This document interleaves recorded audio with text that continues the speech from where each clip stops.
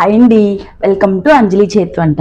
ఈరోజు నేను ఒక మంచి స్నాక్స్ చేసేద్దాం. అది ఇప్పుడు పిల్లలు స్కూల్కి వెళ్తూ ఉన్నారు కదా, రాగానే స్నాక్స్ కావాలమ్మా అని చెప్పేసి అడుగుతూ ఉంటారు కదా, దానికోసం అని చెప్పేసి మీకోసం ఇప్పుడు నేను స్నాక్స్ రెసిపీ పెట్టేస్తున్నా. అది కేవలం 15 minutes అయిపోతుందండి. అది ఏంటి, దాని ప్రిపరేషన్స్ ఏంటి అనేది ఇప్పుడు మనం చూసేద్దాం. ఈ రెసిపీని మనము నమక్ పారా అని కూడా అంటామండి. అయితే దానికోసం నేను మైదా పిండితో చేస్తున్నాను. గోధుమ పిండితో చేసుకోవాలనుకున్న వాళ్ళు గోధుమ పిండితో చేసుకోవచ్చు. నేనైతే మైదాతో చెప్తున్నానని. 1 కప్ మైదా పిండికి అంటే 1 కప్ మైదా పిండి వేసుకోవాలండి. నేనేం చేస్తున్నానంటే దానికి 2 టేబుల్ స్పూన్ బియ్య పిండి వేస్తున్నాను. తగినంత సాల్ట్ వేస్తున్నాను. అలాగే ఇప్పుడు మనము 1 టేబుల్ స్పూన్ వామ్ అనేది నేను చేతిలోకి తీసేసుకొని ఇట్లా చేతితో మిదిపేసేసేసి దీంట్లోకి వేసేస్తున్నాను. ఇప్పుడు నేను ఏం చేస్తున్నానంటే, నెయ్యి ఉంటుంది కదండి, అంటే మన దగ్గర బటర్ ఉంటే బటర్ వేసుకోవచ్చు. నా దగ్గర బటర్ లేదని చెప్పేసి కరగబెట్టిన నెయ్యి ఒక 2 to 3 టేబుల్ స్పూన్ వేసేస్తున్నాను. ఇప్పుడు దీన్నంతా చేత్తో ఒకసారి కలిపేసుకుందాం. ఇదిగోండి, మనం పిండి కలుపుకుంటే ఇలా నీట్గా ముద్ద అయిపోవాలన్నమాట. అంత నీట్గా కలుపుకోవాలి.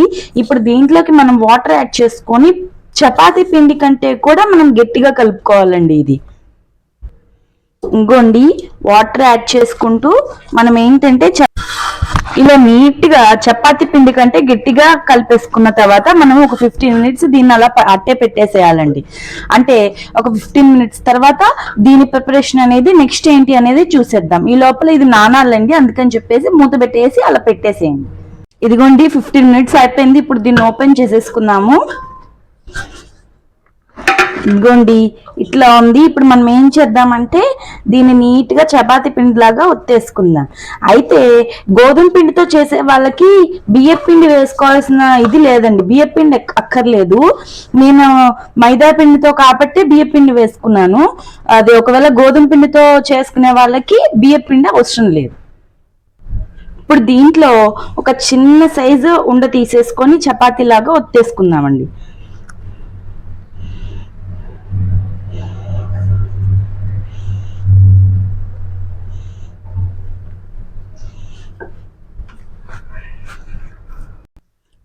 ఇదిగోండి, ఈ వెడల్పున అంటే ఈ మందానం మనం ఏంటంటే పిండిని నీట్గా రుబ్బుకోవాలన్నమాట.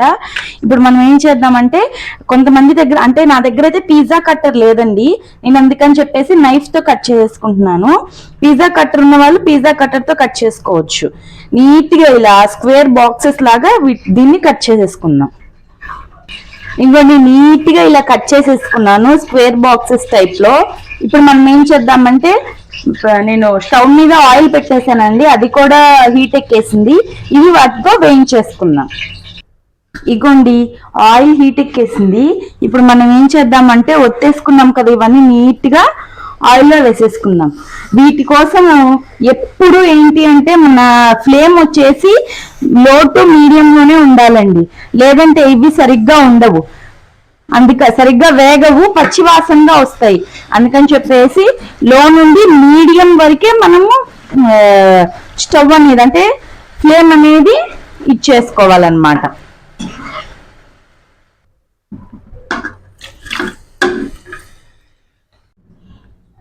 ఇదిగోండి, మన నమక్ పారా అనేది రెడీ అయిపోయినాయి.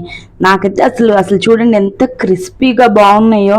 సో దాని కాంబినేషన్కి చాయ్ అయితే సూపర్ ఉంటుందండి. నేను ఇప్పుడైతే అల్లం చాయ్ పెట్టేసుకున్నాను.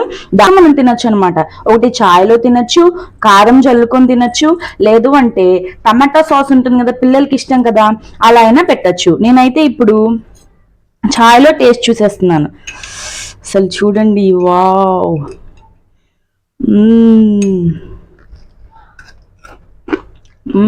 ఎంత క్రిస్పీగా, అసలు టేస్ట్ అయితే చాయ్లో తింటుంటే ఎంత బాగుందో తెలుసా అండి.